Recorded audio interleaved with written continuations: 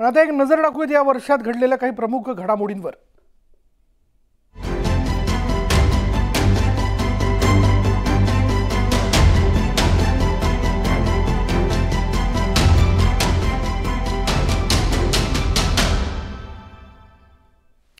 सरत्या वर्षाला निरोप देताना भाजपच्या चेहऱ्यावर हसू आणि काँग्रेसच्या डोळ्यात आसू असतील असं म्हणण्याचं कारण आहे नुकत्याच झालेल्या 5 राज्यांमधील विधानसभेच्या निवडणुका आणि या निवडणुकीत भाजपनं काँग्रेसचा केलेला पराभव।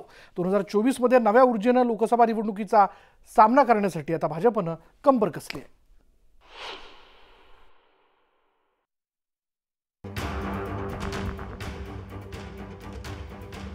लोकसभेची सेमीफायनल म्हणून लढवल्या गेलेल्या 5 राज्यांच्या निवडणुकीत भाजपनं जोरदार मुसंडी मारली।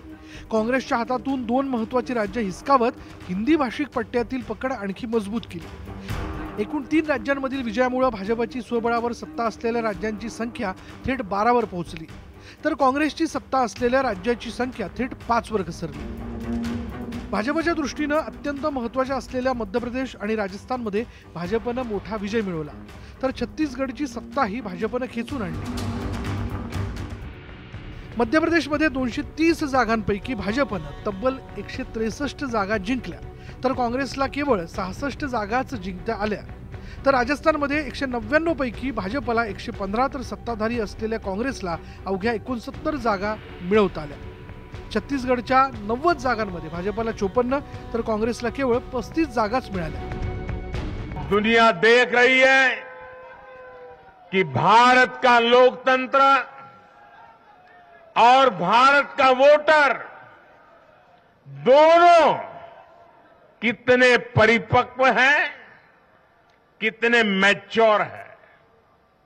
आज दुनिया देख रही है कि भारत की जनता पूर्ण बहुमत के लिए, स्थिर सरकार के लिए सोच समझ करके वोट कर रही है। काँग्रेसच्या दृष्टीनं एक दिलासादायक बाब म्हणजे हिंदी पट्ट्यात पराजय झाला असला तरी तेलंगणानं मात्र काँग्रेसला हात दिला। एकूण 119 जागा असलेल्या तेलंगणात काँग्रेसला 64 तर सत्ताधारी बीआरएसला 39 जागा मिळाल्या। भाजपला केवळ 8 जागांवर समाधान मानावं लागलं। या विजयासह काँग्रेसनं 2 राज्य गमावून 1 राज्य कमावल्याचं पाहायला मिळालं, तर तिकडे मिझोराममध्ये स्थानिक झेडपीएम पक्षानं स्पष्ट बहुमत मिळवत राष्ट्रीय पक्षांना नाकारलं। 5 राज्यांच्या निवडणूक निकालानं भाजपला नवी ऊर्जा मिळाली, तर काँग्रेसला पुन्हा एकदा झटका बसला। त्यामुळेच इंडिया आघाडीच्या वतीनं या निवडणूक निकालांवर संशयही उपस्थित केला गेला। त्या मनात जर लोकशाहीच्या निर्णयाविषयी शंका असेल तर निवडणूक आयोगाने त्याची दखल घेतली पाहिजे। 4 राज्यातले निकाल जे लागले आहेत तो ईव्हीएमचा जनादेश आहे आणि तो स्वीकारला। खरं तर डिसेंबरमध्ये लागलेल्या 5 राज्यांच्या निकालाआधीच कर्नाटक विधानसभेची निवडणूक झालेली। याच निवडणुकीत काँग्रेसनं एक हाती सत्ता मिळवत भाजपला हादरा दिला। त्यामुळे एकीकडे हिंदी राज्य काँग्रेसचा हात सोडत असताना गैर हिंदी राज्यांमधून मात्र काँग्रेसला साथ मिळत असल्याचं चित्र आहे। त्यामुळे लोकसभेआधी झालेल्या या निवडणुकीच्या निकालांचे 2024च्या लोकसभा निवडणुकीत काय पडसाद उमटतात हे पाहणं महत्त्वाचं ठरणार आहे। Bureau report, news 18 Lokmat.